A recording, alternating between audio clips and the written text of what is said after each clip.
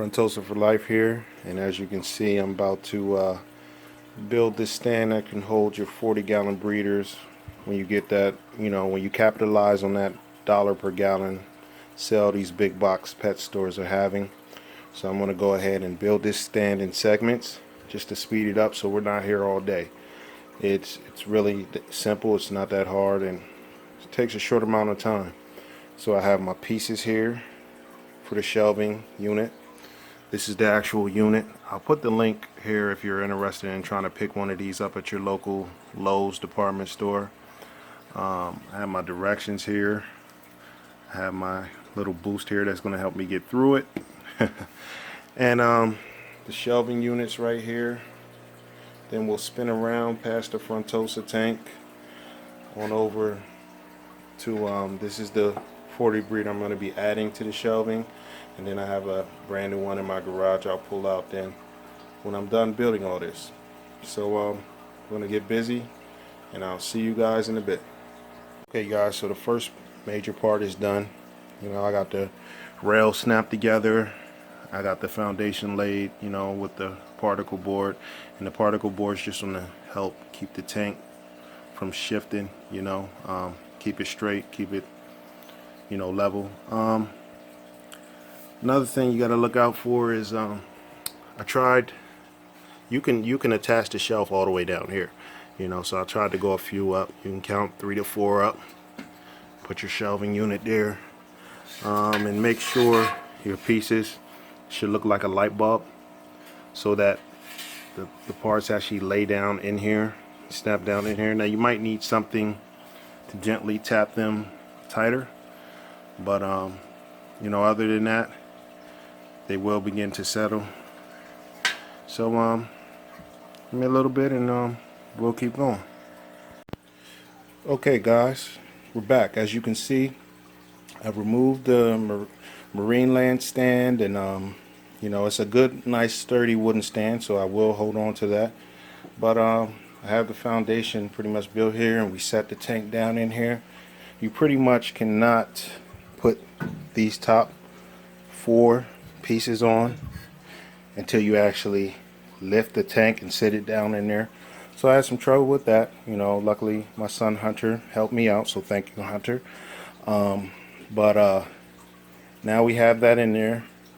I'm gonna finish up, eventually throw the other tank on. I gotta get these fish back in the water as well. I have them, a lot of times when you're doing stuff like this, I put the sponge filter and the air bubbler in the water in the bucket for aeration. That keeps your good bacteria alive, so they're happy, they're good. Yeah, I had a time sitting that tank down in there. Some other guys have done it and made it look super easy, and it's not that difficult, but sometimes you have to have someone there to help you. Plus I still have a little water in mine, so that I didn't feel like getting out. I took most of the sand out and put it back in. I kept the sand in a wet bucket, but sometimes you might need some help lifting it that high. I'm a pretty bulky guy, so I was able to do it, and I just had my son hold on to the rails to keep the rails in place, because it will be a little wobbly until you can get these top 4 braces on. So we'll go ahead and we'll lay the final foundation and get these fish back in the water, and we'll see you in a little bit. What's going on guys, we're back, and as you can see, it's all together. Now what I did as an added addition, some people lay the tanks down in and let them rest however they're going to rest on the rails, or I've even heard some people saying they put it as far down on that little thin piece of plywood that comes with the stand for each shelf. I decided to get a piece of plywood cut and put it in between here. It seems to rest better. They're sitting on all 4 sides of the rails, and I got that idea. Shout out to Corey over at Aquarium Co-op. Great guy. He did a video a long time ago on this, and and inspired me to look into this shelf. So he said to me, in a conversation we had, said, why don't you just cut some plywood and stick it in there if, you know, you're a little leery on how it's wobbling, you know. And that's what I did. Not that it would collapse or fall over, but, you know, as you put water and stuff in here, it could sink down a little more. That's what it seemed like mine was doing. So I added a piece of cut plywood, both of them, and it's sitting nicely. You know, fish are happy, I'm happy.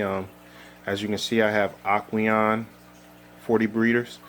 Some of your big box pet stores will be selling Tetra, I think it's called, and you know, I haven't heard great things about those. You know, also the trim is different on between Aquarium and Tetra tanks. I just like the Aquarium. You know, I've heard nothing but good things about them. So I've had this Aquarium on the bottom for a good while. It's never gave me problems. So I just go with Aquarium.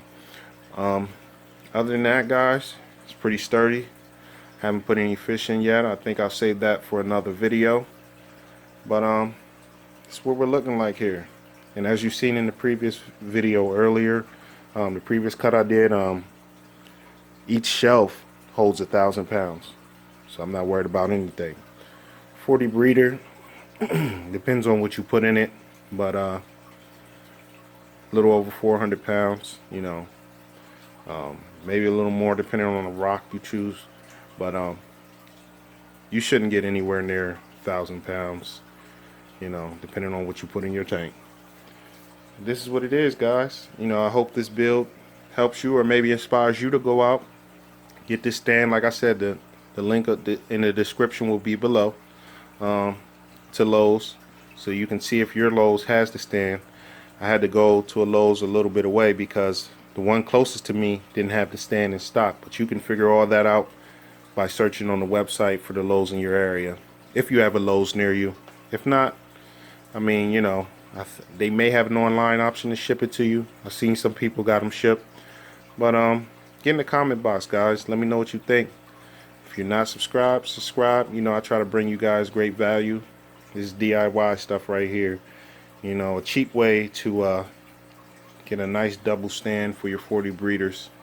You know, this is going to make it a lot more convenient for me. I still got the marine land wood stand, but this is a lot, you know, denser, so that I can fit everything all in, you know, instead of just one tank sitting on a stand.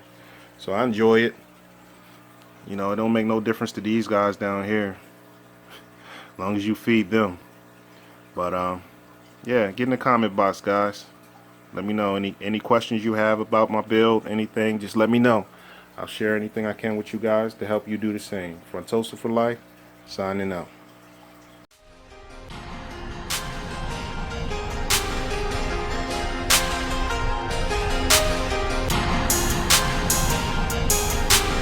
Deep barrel